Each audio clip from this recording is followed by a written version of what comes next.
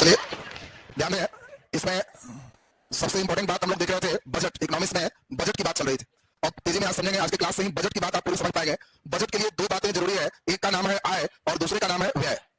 आय और व्यय, और आपको हमने बताया था कि आय दो प्रकार के होते हैं, एक को हम लोग कहते हैं पूंजीगत आय, पूंजीगत आय, और दूसरे को हम लोग कहते हैं राजस्व आय। आपको हमने बताया कि आप भी अपने जीवन में दो तरह का आय प्राप्त करते हैं। कुछ आय ऐसे होते हैं जो किसी से कर्ज के द्वारा आपको मिलता है, तो उस कर्ज वाले आय को हम लोग पूंजीगत आय कहते हैं। इसकी एक लेबिलिटी होती है, कुछ समय के बाद लौटाना होता है। लेकिन जो आय आपको लौटाना न पड़े, जिससे आप केवल राज करो, उसका नाम राजस्व आय है, रेवेन्यू इनकम। और इसके लिए आपको हमने बताया कि जो लौटाने की बात न रहे, जैसे आपके लिए गोल्ड लगाई है, वो इनकम मिल गया, लौटाना है नहीं। आपका इनकम किराया से मिल गया, लौटाना है नहीं, लौटाना है। आपका मकान है सरकार का, उसी प्रकार से कहीं भी सरकारी कंपनी है और प्रॉफिट में जा रहा है, तो बताओ सरकारी कंपनी का लाभांश जो होगा वो हमारा राजस्व आय होगा। सरकार कोई भी प्रकार का टैक्स लगाती है तो राजस्व आय। क्या टैक्स लौटाएगी सरकार? नहीं। सरकार किसी प्रकार का दंड लेती है, किसी प्रकार का शुल्क वसूल करती है, चाहे वो स्टाम्प शुल्क हो चाहे जो, वो सब क्या है? राजस्व आय। दूसरे देश को कर्ज दी है, वो कर्ज के बदले में सूद आ रहा है, बताओ कर्ज के बदले ब्याज आ रहा है, तो यह भी क्या है? ये राजस्व आय। लेकिन इसी प्रकार से हम लोग देखें कि व्यय भी दो तरह का है, एक व्यय को कहते हैं पूंजीगत व्यय और एक व्यय को कहते हैं राजस्व व्यय। और व्यय में आपको हमने समझाया कि पूंजीगत का मतलब वैसा खर्चा जिससे पूंजी बना रह रहा है। जैसे तुमने पैसा जमा किया और सोना का एक कोई रिंग करता, तो बताओ वो पूंजीगत है कि राजस्व? पूंजीगत है। राज करोगे, खर्चा करोगे तो राजस्व है। जो नौकर रखे हुए वो खर्चा राजस्व है, तुम अपना राज भोग रहे हो, नौकर से झाड़ू पोछा करवा रहे हो, खाना बनवा रहे हो, तो राजस्व है। अब इसी प्रकार से तुमको कहें कि पिताजी तुम्हारी जमीन खरीद रहे हैं, वो खर्चा कैसा है? पूंजीगत व्यय है। मकान बना रहे हैं, पूंजीगत व्यय है। सरकार इसी प्रकार से बड़े कर्मचारियों को अपना वेतन देती है, किसमें खर्च है? राजस्व में है। अगर पेंशन देती है राजस्व में है, भत्ता देती है राजस्व में है। अगर गवर्नमेंट मान लेते हैं पैसे के द्वारा रेलवे का डेवलपमेंट कर रही है, मेट्रो का डेवलपमेंट कर रही है, तो उससे पूंजी आएगा। रेलवे का विकास एक पूंजीगत व्यय है, मेट्रो का विकास पूंजीगत व्यय है, अस्पताल का डेवलपमेंट पूंजीगत व्यय है, सरकार कोई कारखाना स्थापित कर रही है, पूंजीगत व्यय है। सरकार किसी दूसरे देश में मान लो कर्ज ली थी और कर्जा का सूद दे रही है, कर्ज का ब्याज दे रही है सरकार, तो वो राजस्व है। कर्ज के बदले ब्याज जो दे रहे हैं वो राजस्व है। अब हम लोग पिछले क्लास में देखे तो पूरा कर्जा ही लौटा देंगे तो पूंजीगत व्यय है। पिछले क्लास में आय व्यय पूरा सुन चुके थे। अब आज का क्लास बहुत ही गंभीरता से आपको सुनना है। जो लोग ध्यान हमारे साथ 20 मिनट केवल देंगे, पूरी बात खत्म हो जाएगी। अब देखो, सरकार, अमेरिकी सरकार ने एक फैशन निकाला जो पहले नहीं था। फैशन क्या था कि देश के द्वारा जो बजट पारित हो उसको जान के घाटे में दिखाया जाए कि आय 4 रुपया है तो व्यय 6 रुपया है, तो इसीलिए घाटा 6 घटाओ 4 बराबर 2 रुपये घाटा। इसी को हम व्यय घटा है, 4 घटाओ 6 बराबर -2, माइनस को घाटा कहेंगे, 2 रुपये घाटा। तो घाटे का बजट का फैशन अमेरिकी सरकार निकाली। क्यों? क्योंकि वो देखी कि अगर हम घाटे का बजट करेंगे तो देश में ज्यादा से ज्यादा काम हो, पब्लिक को भी लगेगा कि सरकार घाटा में चल रही है, काम कर रही। तुम्हारे पिताजी कभी तुमको सरप्लस बजट बताया है कि बेटा बहुत पैसा बच रहा है? ऐसा नहीं बताएंगे, हमेशा घाटा का, एकदम हाथ खाली खाली चल रहा है, भले उधर प्लस में, लेकिन हमेशा सो यही किया है ताकि तुमको लगे कोई काम कर रहा है और हम भी आराम से चले, हाथ खाली चल रहा। सरप्लस बजट देंगे तो तुमको छोटा मोबाइल पसंद ही नहीं आया, फिर कहेगा कि ना 80,000 वाला। क्यों? अभी सुना कि 12 लाख प्लस में हो गया, प्लस हो जाएंगे तो भी चल जाएगा। उधर घाटा का बजट रहेगा, इधर जैसा मिलेगा सब चलेगा। अब यही चीज हम लोग को समझना है। तो भारत सरकार ने भी घाटे के बजट को प्रस्तुत करना शुरू किया और इसीलिए हम लोग जो बजट में शब्द मिलेगा उसमें घाटे की बात चलेगी। और पहला नंबर हम लोग देखें, इसको हम लोग राजस्व घाटा के नाम से जानते हैं। राजस्व घाटा। अब आपसे हम कहें कि राजस्व घाटा किसको कहेंगे, तो बताओ राजस्व आय और राजस्व व्यय आप समझ रहे हो? तो आप बिल्कुल समझ पा रहे होंगे कि अगर हम राजस्व व्यय में अगर हम राजस्व आय को घटा दें तो इससे होने वाले घाटा को राजस्व घाटा कहेंगे, या राजस्व आय में व्यय को घटा देंगे तो जो ऋणात्मक मान आएगा वो राजस्व घाटा हो। अगर धनात्मक आ गया तब हम कहेंगे कि यह अतिरिक्त है, सरप्लस है। सरप्लस को हिंदी में क्या बोलेंगे? अधिशेष है, तो राजस्व अधिशेष कहलाए। अगर ये घटाव, देखो अभी दोनों बात को ठीक से समझो। राजस्व आय कहां से आ रहा है? बड़ा मेहनत से, दंड ले रहे हैं, हेलमेट नहीं पहना, फलाना नहीं पहना, कोई शुल्क ले रहा है कि जमीन रजिस्ट्री कर रहा है, ये सब मेरा पैसा है। और उससे खर्चा किसमें कर रहा है? राज भोगने। वेतन दे रहा है कि स्टाफ पढ़ा लिए, पेंशन दे रहा है, कर्जा के बदले ब्याज दे रहा है। सरकार को हमेशा कोशिश करना होगा कि राजस्व व्यय बढ़ाए कि घटाए। जल्दी बोलिए, घटाए। सरकार को प्रयास करना है कि राजस्व व्यय जितना कम रखेंगे देश के लिए उतना ही अच्छा है। और इसीलिए सरकार कोशिश करती है कि राजस्व घाटा अधिक हो कि कम हो? जल्दी बोलिए, कम हो। राजस्व घाटा जितना कम हो उतना ही अच्छा। अगर ये जीरो रहे तो अच्छी बात है, उसको बैलेंस बजट कहते हैं, संतुलित बजट कहते हैं। अगर ये प्लस रहे तो इसको राजस्व अधिशेष कहते हैं, और राजस्व अधिशेष जो होगा उसको पूंजीगत व्यय में खर्च करें। हमारे पास राजस्व में बचा हुआ है तो हम उससे डेवलपमेंट का काम करेंगे, पूंजीगत में करें। देश में व्यय होना अच्छा है, राजस्व में कि पूंजीगत में। इसमें व्यय होगा तो कुछ पूंजी भविष्य में मिलेगा, इसमें व्यय होगा तो कुछ नहीं मिलेगा। इसीलिए सरकार कहती है कि नौकरी तो देंगे लेकिन पेंशन नहीं देंगे। क्यों? पेंशन देंगे तो राजस्व व्यय होगा, हम इसको कम करना चाहते। नौकरी ही नहीं देंगे, ये भी देंगे तो वेतन देना पड़ेगा। अब इसके लिए अगर 20,000 पहले से था, जीरो हटा दो और 200 निकालेंगे, बहाली इतना कम निकालेंगे कि कम से कम में मेरा काम चल जाए। ये व्यय हमको कम से कम रखना, तो सरकार की मोटो यही चल रही है। तो इस घाटा को हम लोग किस घाटा के नाम से जाने? राजस्व घाटा। तो पहले बताओ राजस्व घाटा का परिभाषा क्लियर हो गया? राजस्व घाटा किसको कहेंगे? राजस्व व्यय माइनस राजस्व आय, इसको हम लोग क्या कहेंगे? राजस्व व्यय। अब इसमें राजस्व घाटा में एक शब्द आया, प्रभावी राजस्व घाटा। इधर हाल फिलहाल में इस शब्द की शुरुआत हुई। अब देखो, जिस दिन अब बजट पारित हो उस दिन का अखबार बढ़िया से पढ़ना, हर शब्दों को समझना। जो लोग पहले से शब्द समझो वो पूरा बजट समझ जाओ। अब अगर कहेगा कि राजस्व घाटा बढ़ा तो तुम कहना कि वो समझ गए, बढ़ा माने व्यय बढ़ा हुआ। राजस्व जो घाटा है अब कह रहा है अधिशेष में बदला, तो कहना सरकार इधर एकदम कम कर दिया, ये वाला बढ़ा ली तो अधिशेष में बदल जाए। अब एक शब्द आया प्रभावी राजस्व घाटा। यह क्या है? तो कहता है कि राजस्व घाटा में अगर हम केंद्र सरकार के अनुदान को घटा लें जो राज्य सरकार को दिया जाता है, किस लिए? पूंजीगत व्यय के लिए। पूंजीगत व्यय के लिए राज्य सरकार को हम अनुदान देते हैं, वो घटा लेंगे तो इसको प्रभावी राजस्व घाटा कहते हैं। इफेक्टिव रेवेन्यू डिफिसिट के नाम से जानते हैं। Effective revenue deficit, ERD। यह क्या जिसमें राज्य सरकार को पैसा देती है, किस लिए? पूंजीगत व्यय के लिए। कहती है कि ये लो 200 करोड़ रुपया, किस लिए? तो अस्पताल बना लो, विद्यालय बना लो, तुम अपना भी कुछ लगाना, बाकी मेरा। तो केंद्र सरकार तो खर्चा कर दी, वो दान दी कि अनुदान है, हमको लौटाने की जरूरत नहीं, लेकिन उस पैसा से राज्य सरकार पूंजीगत व्यय करेगी, पूंजी बनाने का काम करेगी, इसमें खर्चा नहीं करेगी। और इस पूंजीगत व्यय में जब राज्य सरकार बना लेगी तो उसका अधिकार किसका होगा? राज्य सरकार का, केंद्र का नहीं होगा। अधिकार किसका होगा? राज्य सरकार का। तो इसीलिए कहा जाएगा कि पैसा दिया दान केंद्र, अधिकार किसका है? राज्य का। तो ये प्रभावी राजस्व घाटा है। अब केंद्र सरकार का दो टर्म आएगा, एक राजस्व घाटा, एक प्रभावी राजस्व घाटा। तो पहले बताओ राजस्व घाटा क्या है? राजस्व व्यय और राजस्व आय के अंतर को राजस्व घाटा कहते हैं। बताओ प्रभावी राजस्व घाटा क्या है? राजस्व घाटा में यदि केंद्र सरकार द्वारा राज्य सरकार को पूंजीगत व्यय के लिए जो अनुदान दिया जाता है उसको घटा देंगे तो प्रभावी राजस्व घाटा होगा। अब बड़ा इंपॉर्टेंट एक शब्द आएगा, अब उस शब्द को खूब बढ़िया से सुनना है। अब जरा ध्यान देते जाओ। अब हम कहें बजटीय घाटा क्या है, ध्यान दीजिए। शब्द आएगा बजटीय घाटा क्या है। तो बजटीय का मतलब क्या होता है? बजट। और बजट की बात चल रही, जैसे ही मेरा बजटीय है तो क्या समझा? बजट की बात चल रही है। तो पूरे बजट में जो घाटा होगा उसको बजटीय घाटा कहते हैं। बोलो पूरे बजट का मतलब क्या है? कुल व्यय माइनस कुल आय। और कुल व्यय कितने तरह का? दो तरह का। कौन कौन? पूंजीगत व्यय प्लस राजस्व व्यय माइनस कुल आय कितने तरह? दो तरह का। कौन कौन? पूंजीगत आय प्लस राजस्व आय। ये घटा दोगे तो इसको हम लोग क्या कहेंगे? बजटीय घाटा के नाम से जानेंगे। तो नीचे थोड़ा लिखिए, तब तक बोर्ड आ जाए, नीचे लिख दीजिए बजट में होने वाले घाटा।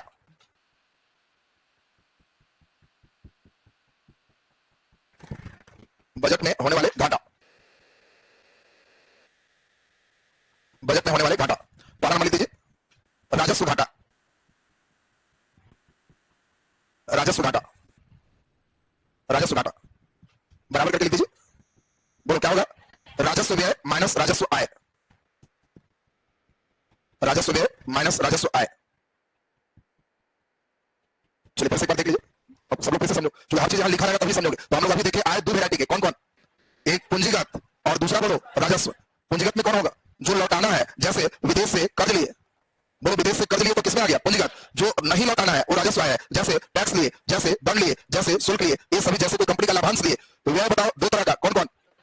पूंजीगत व्यय और राजस्व व्यय। बताओ पूंजीगत किसमें होगा? जिस व्यय से पूंजी बनता है, रेलवे में व्यय, मेट्रो में व्यय, ये सभी पूंजीगत है। राजस्व माने जिससे राज कर रहे हैं, वेतन, पेंशन, ये सब राजस्व है। पहले बताओ इलान तो क्लियर है सबका। अब पहला नंबर हम लोग का क्या है? राजस्व घाटा। बोलो राजस्व घाटा किसको कहेंगे? राजस्व व्यय और राजस्व आय के अंतर को राजस्व घाटा कहते हैं। राजस्व व्यय माइनस राजस्व आय के अंतर को हम लोग राजस्व घाटा कहते हैं। सरकार को क्या चाहिए? राजस्व व्यय बढ़ाना कि घटाना? तुमको क्या चाहिए? राज करने वाला व्यय, शर्ट पैंट जींस, गुच्चू खाए, चाट पकौड़ी खाए, ये सब राजस्व व्यय। पूंजीगत व्यय का मतलब पूंजी बनाने वाला, पैसा है, फिक्स डिपॉजिट कर दिए, कुछ खरीद लिया ऐसा चीज जो बाद में सेल हो सके, दाम बढ़ सके, तो सब पूंजीगत व्यय। तो तुमको चाहिए व्यय करना है तो राजस्व में कटौती करना है कि पूंजीगत राजस्व में? इनमें कटौती करोगे तो सरप्लस हो। इसलिए सरकार कोशिश करती है राजस्व घाटा कम रहे, और यदि इस राजस्व घाटा का मान धनात्मक में आ जाए तो इसको राजस्व अधिशेष कहते हैं। इसका नाम क्या है? राजस्व अधिशेष। तो नीचे डैश लिख दीजिए, ये फॉर्मूला लिख दिया सबको ना, राजस्व व्यय माइनस राजस्व आय। नीचे डैश लिखिए, यदि यदि राजस्व आय, राजस्व आय, राजस्व आय का मान राजस्व व्यय से अधिक होता है, का मान राजस्व व्यय से अधिक होता है, राजस्व व्यय से अधिक होता है, अधिक होता है, तो इससे राजस्व अधिशेष होता है। तो इससे राजस्व अधिशेष होता है, तो इससे राजस्व अधिशेष होता है। अधिशेष का मतलब समझ में आया? सरप्लस है, हमारा आय ज्यादा है, व्यय कम है, तो अधिशेष है। अधिशेष होना अच्छी बात है कि खराब? अच्छी बात है। उसी अधिशेष को सरकार कहां खर्च करेगी? पूंजीगत व्यय में, पूंजी बनाने में खर्च करेगी, मेट्रो लगाए, रेलवे लगाए, इसे पूंजीगत व्यय में खर्च करेगी। तो अब बताओ, अगर बजट में आ रहा है राजस्व अधिशेष इतना, गुड न्यूज। राजस्व घाटा तो खराब न्यूज है, ये जितना कम होगा उतना ही अच्छा। इसी में हम लोग देखिए दूसरा एक शब्द आया, क्या? प्रभावी राजस्व घाटा। ध्यान दीजिए, प्रभावी राजस्व घाटा एक नया शब्द आया, और इसका मतलब क्या होता है? राजस्व घाटा ही है, लेकिन इसमें घट जाएगा क्या? जो राज्य सरकार को पूंजीगत व्यय के लिए अनुदान दिया हुआ है, यानी इसमें पूंजीगत व्यय का अनुदान, पूंजीगत व्यय का अनुदान घट जाएगा। अब देखो इसको ध्यान से सुनना, क्वेश्चन देगा कौन सही है, चॉइस है। राजस्व घाटा हमेशा प्रभावी राजस्व घाटा से अधिक होता है। और धीरे धीरे तुम्हारा पावर चेक करेगा इसको आता है कि नहीं आता। बताओ दोनों में ज्यादा कौन हो? बताओ राजस्व घाटा ज्यादा होगा कि प्रभावी राजस्व? जल्दी बोलिए। सिंपल बात बताओ, अगर केंद्र सरकार ने खर्च की और उस खर्च की है तो खर्च में आय बराबर 800 करोड़ रुपया है, ये इसकी आय है। व्यय बराबर इसने 200 करोड़ अनुदान दिया और 700 करोड़ इसने बाकी व्यय किया, राजस्व व्यय। बताओ इसका कुल व्यय कितना है? 900 है। बताओ इसका राजस्व घाटा कितना है? व्यय में से आय घटाए कितना है? 100 करोड़ का इसका जो है, मुख्य रूप से हम लोग देखिए कि 100 करोड़ का इसका घाटा है, तो ये राजस्व घाटा है। अब कहता है कि मैं अनुदान को खत्म करूं, अनुदान छोड़ दो, तो अनुदान 200 खत्म कर दो। तो अब ये बताओ खर्चा कितना है? 700, आया कितना? 800। तो अब 100 करोड़ घाटा में कि फायदा में? तो सरप्लस में, तो सरप्लस में हो गए। तो अनुदान जब घटा दिए तो सरप्लस में चल गए, अनुदान के कारण ही माइनस में था। तो अब बताओ ज्यादा कौन है? ज्यादा कौन है? तो अगर हम घाटा की बात करें तो ज्यादा है, मान की बात करें तो ज्यादा। देखो धीरे धीरे टर्मिनोलॉजी आएगा, टर्मिनोलॉजी को आपको समझना होगा। तो अभी पहले फर्स्ट नंबर बात समझे, राजस्व घाटा क्या है? राजस्व व्यय माइनस राजस्व आय। प्रभावी राजस्व घाटा क्या है? राजस्व घाटा माइनस पूंजीगत व्यय का अनुदान। माने पूंजीगत व्यय जो अनुदान दे रहा है सरकार उसको घटाना है। तो लिख दीजिए जल्दी से। दूसरा नंबर प्रभावी राजस्व घाटा। प्रभावी राजस्व घाटा बराबर लिख दीजिए राजस्व घाटा माइनस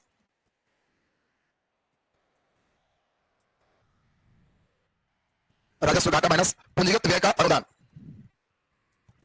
राजस्व घाटा माइनस पूंजीगत व्यय का अनुदान। चलिए ध्यान दीजिए। तीसरा नंबर हम लोग बहुत बढ़िया से समझेंगे, इसका नाम है बजटीय घाटा। ये बजटीय घाटा ये बजट में निश्चित आएगा। और ठीक से सुनना, बजटीय का मतलब है ओवरऑल बजट की बात। तो ओवरऑल बजट की बात है तो हम इसको कह सकते हैं कुल व्यय और माइनस कुल आय। ठीक से सुनते जाएगा, जो लोग एकदम ध्यान देगा उनको क्लियर हो जाएगा। बजटीय घाटा का मतलब क्या है? कुल बजटीय घाटा। ये बजटीय घाटा ये बजट में निश्चित आएगा। और ठीक से सुनना, बजटीय का मतलब है ओवरऑल बजट की बात। तो ओवरऑल बजट की बात है तो हम इसको कह सकते हैं कुल व्यय और माइनस कुल आय। ठीक से सुनते जाएगा, जो लोग एकदम ध्यान देगा उनको क्लियर हो जाएगा। बजटीय घाटा का मतलब क्या है? कुल व्यय माइनस कुल आय को हम लोग क्या कहेंगे? बजटीय घाटा। अब जल्दी बताओ बजटीय घाटा का फॉर्मूला क्या होगा? कुल व्यय दो तरह का है, कौन कौन? पूंजीगत व्यय बोलो प्लस राजस्व व्यय। राजस्व व्यय माइनस कुल आय भी दो तरह का है, जल्दी बोलो कौन कौन? पूंजीगत आय, पूंजीगत आय प्लस राजस्व आय। अब बताइए अगर हम ये फार्मूला देखें तो क्या ये बजटीय घाटा का फार्मूला नहीं समझ में आया? जब कहेगा बजटीय घाटा का ना कुल बजट का घाटा, कुल व्यय माइनस कुल आय। कुल व्यय दो वैरायटी के, कौन कौन? पूंजीगत व्यय प्लस राजस्व व्यय। कुल आय भी दो वैरायटी का, पूंजीगत आय प्लस राजस्व आय। क्या लाइन क्लियर है सबको? लिख दीजिए जल्दी से। तब चौथा नंबर हम लोग बहुत ही बढ़िया से समझेंगे, राजकोषीय घाटा। ये सबसे इंपॉर्टेंट है चौथा।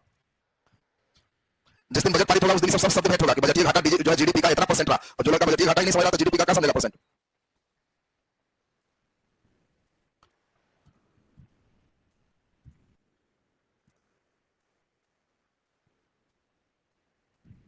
इसमें 9 बार में रेटी उठाता है। कुल व्यय में अपने सोच के दो व्यय है, देखना ऊपर उठाता है पूंजीगत व्यय प्लस क्या लिखा है।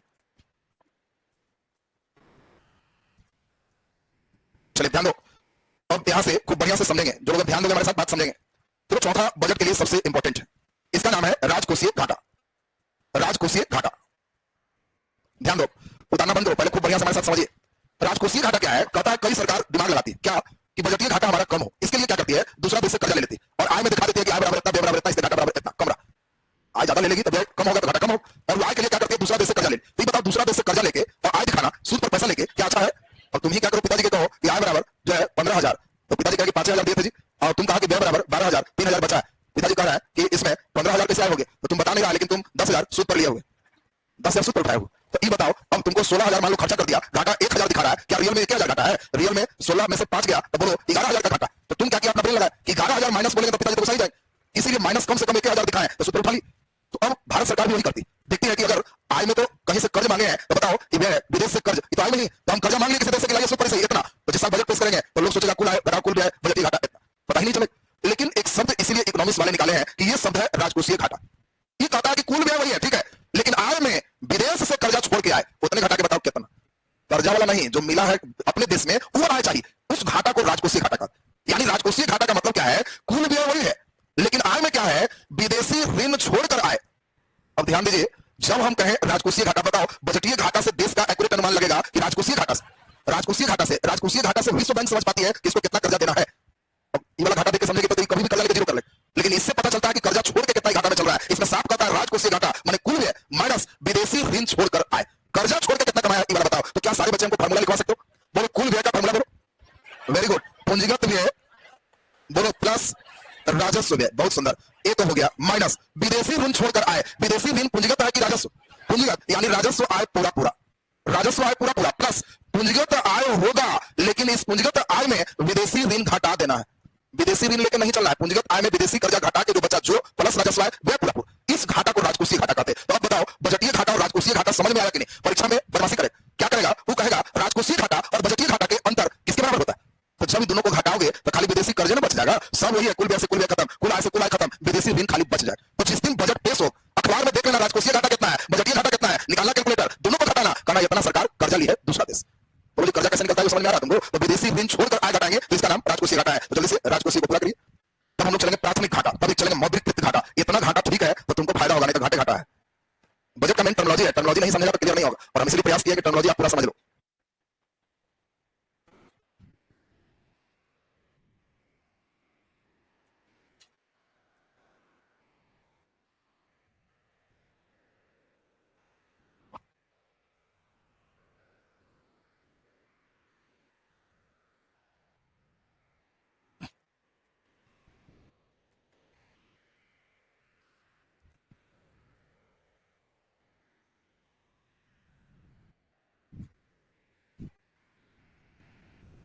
चलिए 5वां नंबर में ध्यान दें। 5वां नंबर लिख दीजिए प्राथमिक घाटा। प्राथमिक घाटा सब सुनेगा, उसका फिर तुम लोग को बुलाएंगे, हर घाटा एकदम ठीक ठाक बताना है कि कौन घाटा कहां है, और ये घाटा जहां सही है तब बजट पढ़ने में आनंद ही आनंद है, फिर कोई बात नहीं। सुनिए ठीक से, प्राथमिक घाटा क्या है? कहता है कि अच्छा ये बताओ, ये तो जान गए कि सरकार कर्जा कितना ली है, ये छोड़ छाड़ के क्या है, ये भी तो इंपॉर्टेंट है। सरकार कर्जा पहले से जो ली है उसका सूद कितना दे रही, पैसा भी तो घाटा होना चाहिए जिससे हमको मालूम चले कि सूद कितना दे रही। तो इन्हें कर्जा खत्म हो गया तो बच गया राजकोषीय घाटा। राजकोषीय घाटा, अगर इस राजकोषीय घाटा में हम ऋण के ब्याज अदायगी को घटा दें कि कितना सूद दे रहे हैं, तो इससे घाटा को प्राथमिक घाटा कहते हैं। क्वेश्चन आएगा प्राथमिक घाटा और राजकोषीय घाटा के अंतर को क्या कहते हैं, तो ये ब्याज अदायगी, सरकार कितना दूसरा देश को सूद दे रही है कर्जा के बदले, यहां से निकल जाए। तो प्राथमिक घाटा में राजकोषीय घटाएंगे तो क्या निकलेगा, सूद कितना दे, तो ये ब्याज अदायगी इसमें घटता है। तो लिख लीजिए प्राथमिक घाटा बराबर राजकोषीय घाटा माइनस ब्याज अदायगी, राजकोषीय घाटा माइनस ब्याज अदायगी। और छठा लास्ट लिखिए मौद्रीकृत, मौद्रीकृत राजकोषीय घाटा, मौद्रीकृत राजकोषीय घाटा, मौद्रीकृत राजकोषीय घाटा। चलिए ध्यान दीजिए, यह क्या है सुनो ठीक से। बात है कि तुमको अगर घाटा लग जाए तो तुम क्या करोगे, किसी से कर्जा लोगे, बैलेंस हो। भारत सरकार के भी बजट में अगर घाटा लग जाए तो सरकार भी यही करती है, या तो विदेश से कर्ज लेती है या अपने जो आय है उसको बढ़ाने का उपाय करती है, या फिर नया काम क्या करती है, कुछ नहीं अगर बुझाएगा तो आरबीआई से कर्जा ले लेती। आरबीआई को भी अगर लगता है कि हम कहां से देंगे तो आरबीआई को कहती है कि रुपया छाप के दे, रुपया छपवा लेती। लेकिन अगर रुपया छपवा लेगी तो इससे इन्फ्लेशन आएगा और इससे वस्तुओं की कीमत बढ़ेगा, इसलिए रुपया छपवाना सबसे लास्ट विकल्प पे सरकार रखती है। अगर रुपया छपवा के मेंटेन करेगी तो वस्तु की कीमत हाथ से चला जाए। अब आरबीआई से अगर कर्जा लेगी तो उसको मौद्रीकृत राजकोषीय घाटा का, यानी राजकोषीय घाटा के बदले आरबीआई से लिया गया कर्ज मौद्रीकृत राजकोषीय घाटा कहलाता है। तो लिख दीजिए मौद्रीकृत राजकोषीय घाटा बराबर राजकोषीय घाटा के बदले, राजकोषीय घाटा के बदले, राजकोषीय घाटा के बदले आरबीआई से, आरबीआई से लिया गया कर्ज।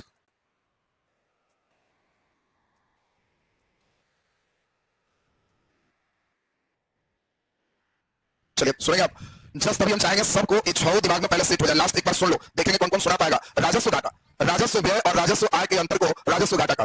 प्रभावी राजस्व घाटा, राजस्व घाटा में अगर हम पूंजीगत व्यय के अनुदान को घटा दें प्रभावी राजस्व घाटा।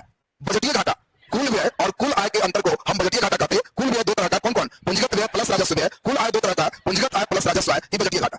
अब इंपॉर्टेंट बात, इससे कर्जा कितना लिया पता नहीं चलता, इसलिए कुल व्यय वही है लेकिन कुल आय में विदेशी ऋण छोड़कर आए। तो बताओ विदेशी ऋण किसमें आएगा, पूंजीगत में, इसीलिए कुल व्यय वही है पूंजीगत व्यय प्लस राजस्व व्यय, लेकिन कुल आय में राजस्व आय प्लस पूंजीगत आय घटाओ विदेशी ऋण।